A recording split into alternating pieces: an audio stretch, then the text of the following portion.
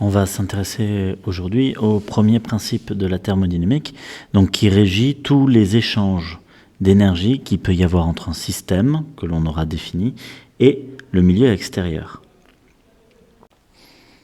Lors de la transformation d'un système fermé, c'est-à-dire lorsque un système échange de l'énergie avec le milieu extérieur de manière positive ou négative, et encore à l'échelle macroscopique ou à l'échelle microscopique, l'énergie interne de ce système fermé donc va varier, et la loi qui régit cela, c'est le premier principe, delta U est égal à W plus Q.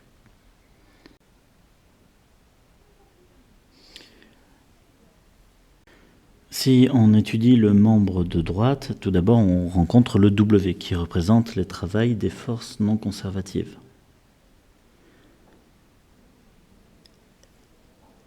Ce W représente plus particulièrement les transferts d'énergie qu'il y a à l'échelle macroscopique, c'est-à-dire qui va occasionner par exemple un déplacement ou une augmentation de volume ou une diminution. Le Q est le transfert thermique. Lui, il représente l'échange d'énergie à l'échelle microscopique et est donc plutôt associé au mouvement des molécules qui constituent le système.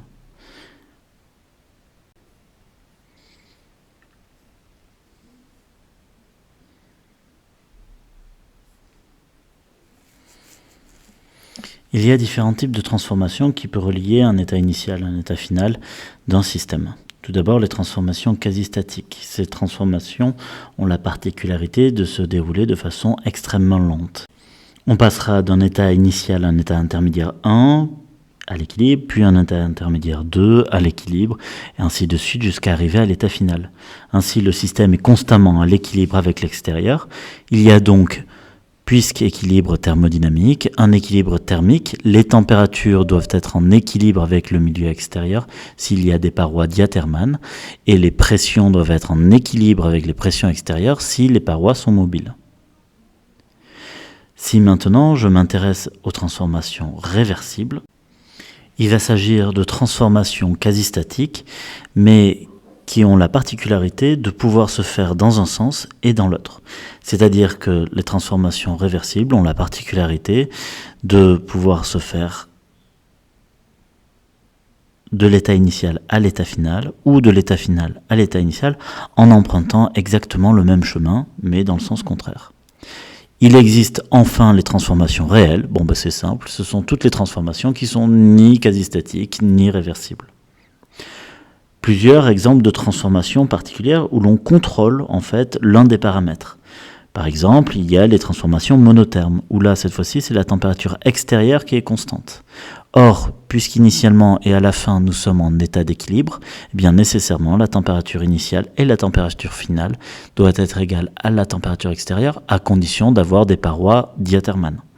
Si on est dans une transformation monobare, alors la pression extérieure est égale à une constante, et donc, exactement comme pour les monothermes, la pression initiale est égale à la pression finale et est égale à la pression extérieure, à condition d'avoir des parois mobiles. Dans le cas des transformations isothermes, cette fois-ci, c'est la température non pas du milieu extérieur, mais la température du système elle-même qui est fixée. T est égal à une constante. Pour les isobars, ça sera P est égal à une constante. Cela ne sera possible que si l'on considère que les transformations isothermes ou isobars sont quasi-statiques.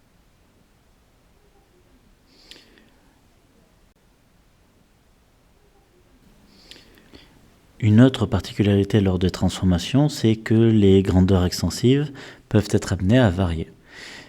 Le bilan d'une grandeur extensive, c'est-à-dire la variation de cette grandeur entre l'état initial et l'état final, c'est-à-dire xf moins xi, va être donné par la somme de deux termes. Un terme de création, x créé, et un terme d'échange. Le cas des grandeurs extensives conservatives, le x créé est égal à 0. Il nous restera donc que delta x est égal à x échangé. C'est le cas pour la masse, généralement, et également pour les énergies internes. C'est le premier principe, delta U est égal à W plus Q. Pour la masse, nous avions vu ΔM est égal au terme d'échange, c'est-à-dire la masse qui est rentrée moins la masse qui est sortie. Ce terme est uniquement un terme d'échange et non un terme de création. La masse est donc une grandeur conservative. Si on s'intéresse maintenant au transfert thermique, nous avons vu qu'il y avait plusieurs moyens de réaliser un transfert à l'échelle microscopique. Elles sont de l'ordre de 3. Nous allons avoir la conduction thermique, qui est un transfert d'énergie qui peut se passer à l'échelle microscopique, donc dans des solides, où le milieu ne se déplace pas. Nous avons également un moyen que l'on appelle la conductoconvection ou convection thermique tout simplement, qui a lieu dans les milieux fluides, c'est-à-dire des milieux qui sont en mouvement. Ces mouvements peuvent être forcés, comme un ventilateur qui va déplacer l'air, ou peut être également naturel du fait de la poussée d'Archimède. En effet, si la température d'un gaz est plus grande que la température du gaz au-dessus, eh bien, sous l'effet d'une température élevée, la masse volumique va diminuer et il va y avoir une espèce de poussée d'Archimède qui va occasionner une élévation de l'air chaud et donc l'air froid va descendre. Le dernier mécanisme de transfert thermique est le rayonnement thermique qui a lieu dans n'importe quel milieu et même dans le vide.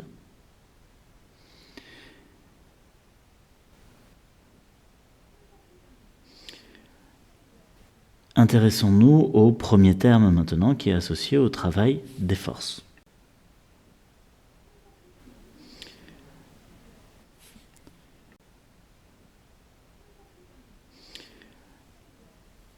Le travail est égal à un travail des forces de pression plus un travail utile. Par définition, le travail utile est associé à tous les travaux possibles, sauf celles qui sont dues aux forces de pression qui vont être notées WP.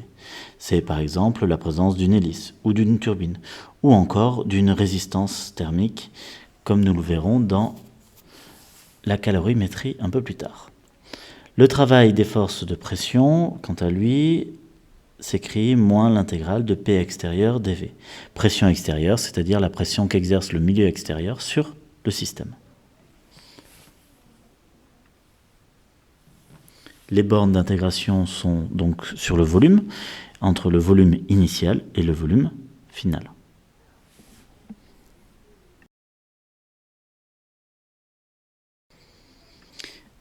Si la transformation est monobar, alors la pression extérieure étant constante, eh bien on peut sortir le Pxt de l'intégrale. Et donc j'obtiens moins P extérieur fois le produit Vf moins Vi.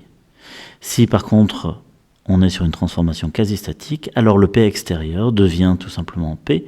Pourquoi ? Parce que nous sommes à l'équilibre constamment entre l'état initial et l'état final.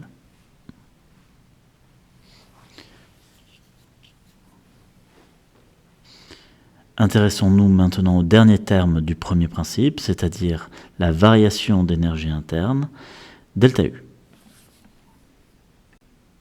Par définition, ΔU est égal à l'énergie interne finale moins l'énergie interne initiale. Si on s'intéresse au cas particulier d'une transformation sans changement d'état ni réaction chimique. Alors, dans ce cadre, ΔU va être égal à CV ΔT selon une loi que l'on appelle la loi de Joule, la première loi de Joule. Cette loi est valable pour les modèles que nous allons utiliser par la suite dans les exercices et les différents problèmes. Lorsque le système gaz est supposé être parfait ou lorsque la phase liquide ou solide est supposée être une phase indilatable incompressible.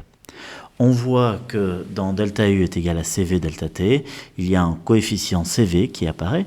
Ce coefficient est appelé la capacité thermique à volume constant, qui s'exprime en joules par Kelvin, qui est une grandeur extensive, donc il est possible d'utiliser l'additivité de cette grandeur, et on pourra alors définir la capacité thermique à volume constant massique, CV divisé par la masse, ou encore la capacité thermique à volume constant molaire. CV divisé par N.